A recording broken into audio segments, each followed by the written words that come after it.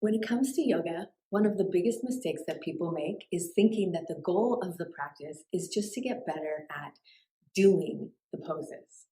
And I mean, I totally get it because if you look at social media, it's very easy to believe that the goal is to be able to twist yourself into a Cirque du Soleil type pretzel or to have the very best warrior pose that there ever was.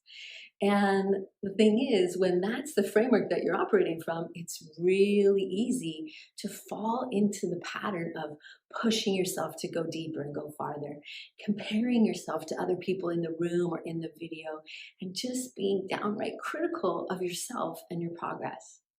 But let me ask you this.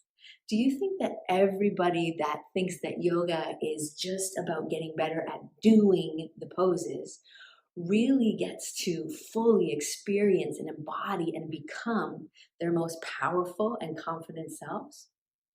Not likely, right? Because doing yoga like that makes it a really slippery slope into thinking things like, seriously, she makes it look so easy. Why the heck can I not do that pose? Or when are my freaking hamstrings finally gonna let go? I mean, come on, I've been doing this forever. Or maybe it sounds like, why can I never get my brain to shush? Why am I even doing this? I mean, it's so freaking frustrating. So, how do you truly get to become the strongest, most resilient, and focused version of yourself that you get to experience when you're on the mat and really being present?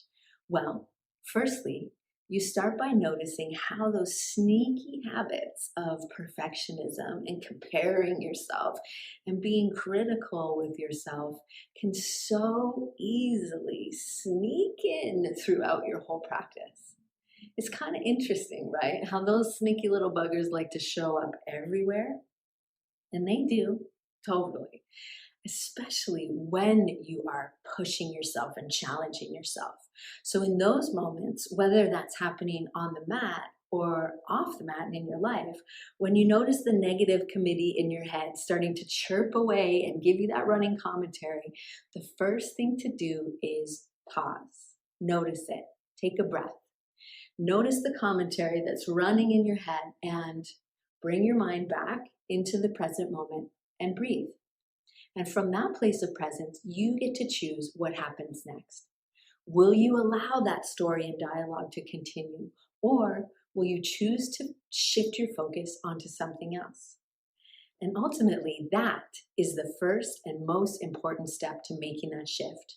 Because in that moment, instead of practicing those old habits of doubt and not being good enough and perfectionism, you get to practice being aware.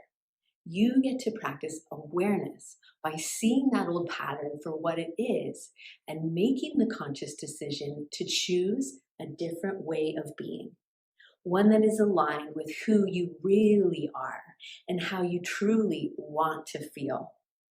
And that, my friends, is the real goal of the yoga practice because it's far less about what you're doing and way more about who you're being in every moment.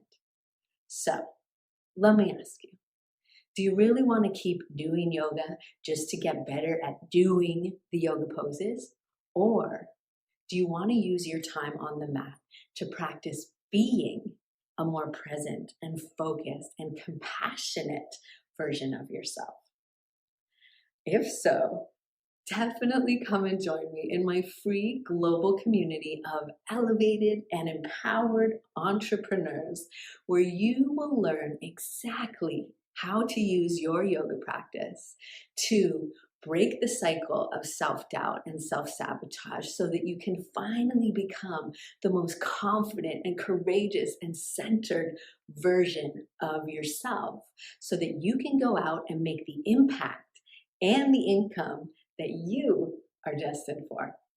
Click the link to get signed up and join us inside the elevated and empowered entrepreneur community. And I cannot wait to connect with you in there. Until then, take care. Bye-bye.